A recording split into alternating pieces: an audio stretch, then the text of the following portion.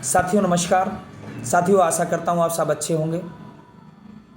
साथियों पिछले कुछ दिन से एक घटना है जो मेरे जहन में बार बार आ रही है, जो मानवता और इंसानियत को कहीं ना कहीं कलंकित और शर्मसार करने वाली है। साथियों घटना है नोएडा अथॉरिटी के इंजीनियर युवराज मेहता की। उनकी जो मौत हुई है वो मौत नहीं, वो सिस्टम की मौत कही जाएगी। एक नौजवान इंजीनियर कार में बैठ के निकलते हैं, अत्यधिक घना कोहरा होने की वजह से, विजुअलिटी जीरो होने की वजह से आगे का दिखाई नहीं देता है और उनकी कार एक निर्माणाधीन बेसमेंट में चली जाती है, जिस बेसमेंट में 30 फीट पानी भरा हुआ था। पानी अधिक भरा होने की वजह से कार पानी में डूबने लगती है और इंजीनियर युवराज मेहता उस सनरूफ को खोल करके उस कार की छत पर चढ़ के अपने पिताजी को कॉल करते हैं कि पिताजी मेरी कार बेसमेंट में चलेगी और कार डूब रही है और मैं मरना नहीं चाहता। पिताजी को जब ये खबर लगती है, पिताजी फ़ौरन 112 नंबर पर कॉल करते हैं।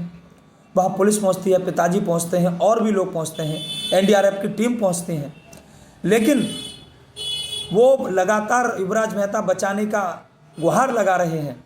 और वो सिस्टम जो करोड़ों रुपए जनता के टैक्स के बैठ करके खाता है इसी आपातकाल के लिए, फायर ब्रिगेड की इसीलिए रखा जाता है कि जब कहीं आग का घटना होती है, आग की घटनाएं होती हैं और वहाँ लोग जिंदगी मौत से जूझ रहे होते हैं, तो यही हमारे जांबाज फायर ब्रिगेड के साथी उनको जाकर के अपनी जान को जोखिम में डालकर उन्हें बचाने का काम करते हैं और देश के इतिहास में स्वर्ण अक्षरों में अपना नाम लिखवाते हैं। लेकिन क्या बात रही कि एनडीआरएफ की टीम नाव वहाँ घुसाने के बाद और पैरों को पानी में लगाने के बाद कहती है कि पानी बहुत ठंडा है और एक नौजवान इंजीनियर काल के गाल में समा जाता है। ये एक इंजीनियर की मौत नहीं, एक उस सिस्टम नकारा सिस्टम की मौत है जिसने मानवता को शर्मसार करने का काम किया है।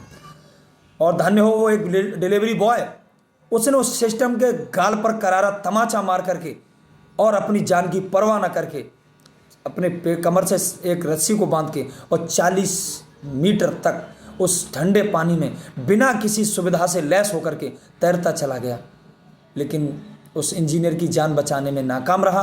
उसने जान तो नहीं बचा पाया, लेकिन हमारे उस सिस्टम के गाल पर तमाचा है जो सिस्टम लाखों करोड़ों रुपया खर्च कराता है अपने ऊपर, देश की जनता के टैक्स का रुपया। और वही जनता जब मौत के मुंह में होती है तो ये लोग हाथ खड़े कर देते हैं।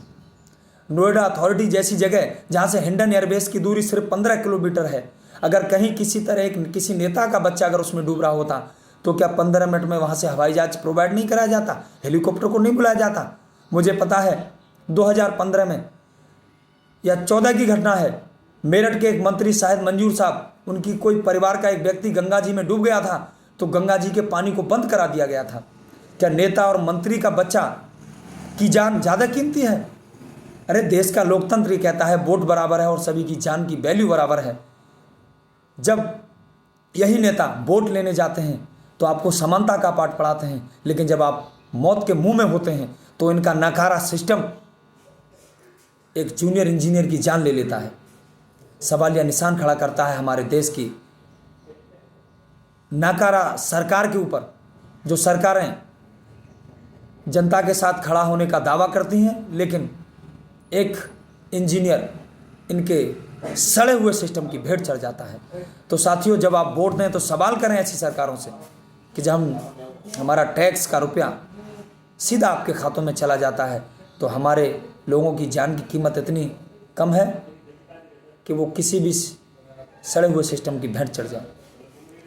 मैं जानता हूँ कि हम उस नौजवान को वापस तो नहीं ला सकते, लेकिन उनके परिवार के प्रति हमारी संवेदनाएं हैं।